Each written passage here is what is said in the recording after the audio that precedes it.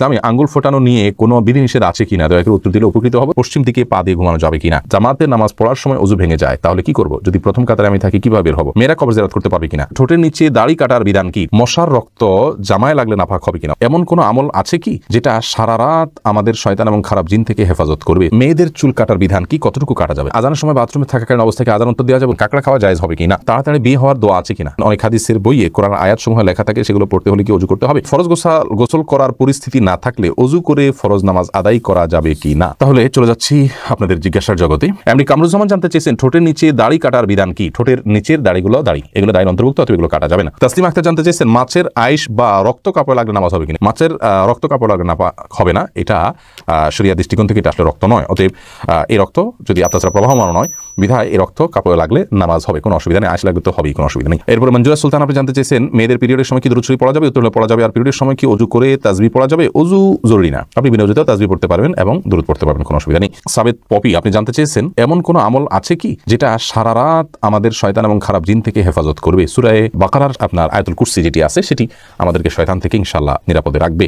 এছাড়া 3 কুল সূরা ইখলাস, সূরা ফালাক, সূরা নাস 3 বার রাতে পড়ে শুবেন, ইনশাআল্লাহ শয়তান থেকে আল্লাহ তাআলা আপনাকে আশ্রয় রাখবেন। আয়াতুল কুরসি পড়ে ফু দিয়ে পুরো শরীর মুছে তারপর শুবেন। এরপরে ইসরাত বর্ণনা আপনি জানতে চেয়েছেন আজানের সময় বাথরুমে থাকাকালীন অবস্থায় আজান উত্তর দেওয়া যাবে? উত্তর হলো না। বাথরুমে যেহেতু আল্লাহর নাম নেওয়া এবং জিকির করা হাদিস নিষেধ রয়েছে, অতএব আপনি বাথরুমে বসে এই কাজটি করতে পারবেন না, বরং সেখানে বসে যথাসম্ভব আপনি মনে মনে জিকির করতে পারেন। বের হয়ে যদি আজান পান তাহলে সেক্ষেত্রে আপনি বের হওয়ার উত্তর দিতে পারেন। আর সুরাইম আইডি থেকে আপনি জানতেছেন তাড়াতাড়ি বিয়ে হওয়ার দোয়া আছে কিনা? না ভাই, তাড়াতাড়ি বিয়ে হওয়ার জন্য আসলে বিশেষ কোনো দোয়া নাই, তবে সূরা ফুরকান আয়াত নম্বর 74 রব্বানা হাব লানা মিন আজওয়াজিনা, এই রব্বানা থেকে আয়াতের শেষ পর্যন্ত এটুকু বিভিন্ন সময় বারবার করে পড়বেন, বিনা ওযুতে পড়তে পারেন, কোনো নির্দিষ্ট সংখ্যায় নাই, বিশেষ করে পড়বেন। এখানে আল্লাহর কাছে নেককার জীবন সঙ্গী পাওয়ার জন্য দোয়া রাখা হয়েছে, আপনি সেটা পাঠ করতে পারেন। কিন্তু স্পেসিফিকলি কোনো আমল নাই যেটা আমল করলেই আপনার দ্রুত বিয়ে হয়ে যাবে। আপনি উপার্জন করবেন, অভিভাবকদেরকে বোঝাবেন এবং কোন পরিস্থিতি আপনার কি করণীয় কোন আলেমের কাছ থেকে ডিরেকশনই আপনি ডিসিশন নেবেন, ইনশাআল্লাহ বিনিল্লাহ আল্লাহ রাব্বুল আলামিন সহজ করে দিবেন। শাহাবুদ্দিন সরকার জানতে চেয়েছেন ফরজ গোসল করার পরিস্থিতি না থাকলে ওযু করে ফরজ নামাজ আদায় করা যাবে কি না? পরিস্থিতি নাই বলতে কি? যদি এমন হয় আপনি যেখানে আছেন সেখানে দীর্ঘ 2-3 মাইল এরিয়া পর্যন্ত কোনো পানি নেই, অথবা আপনি পানি আনতে পারেন সেরকম কোনো ব্যবস্থাপনা নাই, পায়ে হেঁটে মাইল যাওয়া ছাড়া উপায় নেই, তাহলে সেক্ষেত্রে আপনি তায়াম্মুম করতে পারেন। অল্প পানি থাকলে সেটা দিয়া আপনি ওযু করলেন। কিন্তু পরিস্থিতি নাই বলতে লোকজন দেখে যাবে, আপনার কাপড় ভিজে যাবে, দ্বিতীয় কাপড় নাই, ভিজা কাপড় দিয়ে আপনার নামাজ পড়তে হবে, বা এরকম কোনো কজ যেগুলো আসলে আপনার জন্য কঠিন হলেও অসম্ভব নয়, তাহলে সেটাতে সেই পরিস্থিতিতে আপনার এটা চলবে না।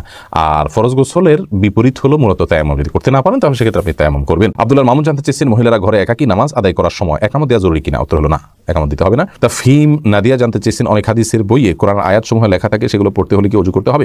না, যদি বইতে 2-4টা আয়াত হয়তো ভিতরে আছে, মূলত এটা কোরআনই শুধু নয়, তাহলে সেক্ষেত্রে ওইটা পড়ার জন্য ওযু জরুরি নয়। তবে কোরআন আয়াত যেখানে লেখা আছে ওখানে স্পর্শ করবেন না। এরপরে সিরাজুল ইসলাম নবীন জানতে চেয়েছেন টয়লেট থেকে বের হয়ে ওযু করার কতটা জরুরি? ওযু অবস্থা থাকা ভালো, যথাসম্ভব আপনি টয়লেটে গেলেন, ওযু করলেন, এখন টয়লেট থেকে যেহেতু বের হয়েছেন অথবা আপনি ওযু করে নিতে পারলে ভালো, কিন্তু আপনার জন্য জরুরি না, মোটেও জরুরি না যে টয়লেট থেকে বের হলেই আপনাকে ওযু করতে হবে, এমনটি কোনো কথা নেই। এরপর সাব্বির আহমেদ জানতেছেন জামাতে নামাজ পড়ার সময় ওযু ভেঙে যায় তাহলে কি করব? যদি প্রথম কাতারে আমি থাকি কিভাবে বের হব? প্রথম কাতারে যদি আপনি থাকেন তাহলে সেক্ষেত্রে আপনাকে চেষ্টা করতে হবে বের হওয়ার জন্য। যদি বের হতে পারেন তো আলহামদুলিল্লাহ। যেমন কোনো মসজিদে এখন মডেল মসজিদ যেগুলো হচ্ছে আমাদের দেশে, চারপাশে যাওয়ার জন্য হাঁটার জন্য কিছু জায়গা আলাদা রাখা আছে, টাইলস রাখা আছে, তো সেগুলোতে আপনি হেঁটে যেতে পারলে যাবেন। আর যদি খুব বেশি দীর্ঘ অনেকগুলো কাতার না থাকে, পেছনে 1-2-3টা কাতার থাকে, তাহলে হালকা ফাঁক করে আপনি বের হয়ে যাবেন। আর যদি এত বেশি মানুষ পেছনে থাকে যে আপনি বের হইতে গেলে অনেক মানুষকে কষ্ট দিয়ে বের হতে হবে, তাহলে আপনি ওই অবস্থায় বসে থাকবেন বা দাঁড়িয়ে থাকবেন সালাত বাদ দিয়ে, এরপরে আপনি বের হবেন। লুৎফুর আনোয়ার জানতে চেয়েছেন কাকড়া খাওয়া জায়েজ হবে কিনা? কাকড়া খাওয়া জায়েজ হওয়া না হওয়া নিয়ে ওলামায়ে কেরামের মধ্যে পার্থক্য আছে, ইমামদের মধ্যে পার্থক্য আছে। ইমাম আবু হানিফার মতে এটি মাকরুহ, অন্যান্য অনেক ইমামের মতে এটি সম্পূর্ণ জায়েজ আছে, কিন্তু হারাম কারোর মতে না। SKMD ফরিদ জানতে চেয়েছেন মশার রক্ত জামায় লাগলে নাপাক হবে কিনা? উত্তর হলো না, মশার রক্ত জামায় লাগলে নাপাক হবে না। এবং মাসের যে বিষয়টি, মশার বিষয়টি একই। MD সালমান কুরাইশি আপনি আমাদের ইউটিউব চ্যানেলে প্রশ্ন করেছেন মেয়েদের চুল কাটার বিধান কি, কতটুকু কাটা যাবে? মেয়েদের চুল আপনি কাটতে পারেন যদি সেটা পুরুষের মতো হয়ে যাচ্ছে, পুরুষ মেয়ে পার্থক্য করা যাচ্ছে না, এতদূর যদি না কাটেন, এবং কোনো ফাসেক মেয়েদের যারা চুলের বিভিন্ন স্টাইল করে কেটে তাদের সাথে সাদৃশ্য গ্রহণের উদ্দেশ্যে বা সাদৃশ্য হয়ে যায় সেরকম যদি না কাটেন, আপনার কথার কথা আপনি 2 ইঞ্চি 4 ইঞ্চি কাটলেন, বেশি লম্বা হয়ে যাচ্ছে, আপনার জন্য কন্ট্রোল করা কঠিন হয়ে যাচ্ছে, আপনি কাটতে পারেন। উম্মুল মুমিনিনদের কেউ কেউ চুল কেটেছেন, এটি বিশুদ্ধ হাদিস দ্বারা প্রমাণিত। অতএব এটুকু আপনি কাটতে পারেন, কিন্তু কাটতে কাটতে যদি একেবারে পুরুষের মতো করে ফেলেন তাহলে সেটা উচিত নয়, কারণ পুরুষের সাথে সাদৃশ্য গ্রহণকারী নারীদের প্রতি আল্লাহ লানত বর্ষিত হয়েছে। ঠিক একইভাবে মেয়েদের সাথে সাদৃশ্য গ্রহণকারী পুরুষদের প্রতিও আল্লাহ তাআলা লানত বর্ষিত হয়েছে। রাতে কি হাত ও পায়ের নখ কাটা যাবে কিনা জাকির হোসেন জানতে চেয়েছেন। যাবে, কোনো অসুবিধা নেই, হাত পায়ের নখ রাতে কাটাতে কোনো অসুবিধা নেই। আব্দুল্লাহ তাহের আপনি জানতে চেয়েছেন, আমার শ্বশুর শাশুড়ির কোনো ছেলে নাই, সেক্ষেত্রে আমার দায়িত্ব একটু বলবেন।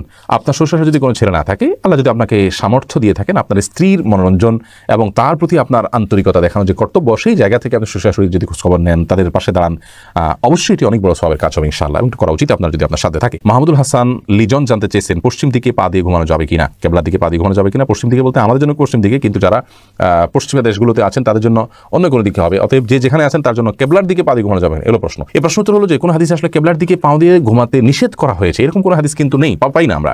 অতএব কেবলার দিকে পা দিয়ে ঘুমানো মৌলিকভাবে কোন হাদিসে নিষিদ্ধ কোনো বিষয় নয়। তবে যেহেতু কেবলা সেদিকে আছে, আমার কাছে যদি খারাপ লাগা কাজ করে কেবলার প্রতি শ্রদ্ধার জায়গা থেকে, তাহলে সেক্ষেত্রে অন্যদিকে আমি পা দিয়ে ঘুমালাম, শোলাম, সেটা ভালো, উত্তম। শরীফা জানতে চেয়েছেন, মেয়েরা কবর জিয়ারত করতে পারবে কিনা। না বোন, বিশেষ করে একটা হাদিসে আছে যে নবী সাল্লাল্লাহু আলাইহি ওয়াসাল্লাম যারা অনেক বেশি মহিলাদের মধ্যে কবর জিয়ারত করে তাদের উপরে ভর্ৎসনা করেছেন। তো এই হাদিস থেকে কেউ কেউ বলেছেন যে অনেক বেশি না করলে মাঝে মধ্যে গেলে জায়েজ আছে, কিন্তু বেশিরভাগ উলামায়ে কেরামের মত হলো, সংখ্যাগরিষ্ঠ উলামায়ে কেরাম কোরআন হাদিসকে অ্যানালাইসিস করে যেটি বলেছেন, যে মতটি ব্যক্ত করেছেন, তা হলো মেয়েরা কবর জিয়ারত করবেন না। তবে কবরের অদূরের পাশে, ওয়ালের পাশে দাঁড়িয়ে তারা আপনার তাদের প্রিয়জনের জন্য দোয়া করা, সালাম পেশ করা, এগুলো করতে পারেন, কিন্তু কবরস্থানে তারা প্রবেশ করবেন না। এর অনেক কারণের একটা হলো তারা খুব আবেগপ্রবণ হয়ে থাকেন, ভেঙে পড়েন, পুরুষদের গ্যাদারিং অনেক বেশি থাকে, এই যে বিষয়গুলো, এই বিষয়গুলো সহ আরও অনেক কারণে তাদের কবর জিয়ারত করতে নবী সাল্লাল্লাহু আলাইহি ওয়াসাল্লাম নিষেধ করেছেন বিভিন্ন হাদিসে। এসএম মঈদ আপনি জানতে চেয়েছেন, ইসলামে আঙ্গুল ফোটানো নিয়ে কোনো বিধিনিষেধ আছে কিনা, দয়া করে উত্তর দিলে উপকৃত হব। সালাতের মধ্যে নামাজরত অবস্থায় আঙ্গুল ফোটানো নিষেধ আছে। এটা একটা হলো এটা নামাজের মনোযোগের খেলাফ। নামাজের মধ্যে যে আমাদের খুদু অবলম্বন করতে হয়, একেবারে একাগ্র চিত্তে এবং আপনার ধীরস্থির এবং আপনার স্থির ভাবে সালাত আদায় করতে হয়, সেই স্থিরতার খেলাফ এই আঙ্গুল ফোটানোটা, এই জন্য এটা হাদিসে নিষেধ আছে এবং এটাকে মাকরুহ বলা হয়েছে। তবে মৌলিকভাবে আঙ্গুল ফোটানোটা যেহেতু অস্বাস্থ্যকর একটি বিষয়, এখন আমরা বিজ্ঞান থেকে জানতে পারি, অতএব প্রয়োজন ছাড়া বলতে এই সালাতের বাইরেও আপনার আঙ্গুল ফোটানো অনুচিত, কিন্তু শরীয়তে বা বিধিনিষেধটা শুধু সালাতের জন্য রয়েছে। সালাতের বাইরে আঙ্গুল ফোটালে সেটি নিষেধ হবে এরকম কোনো কথা নেই।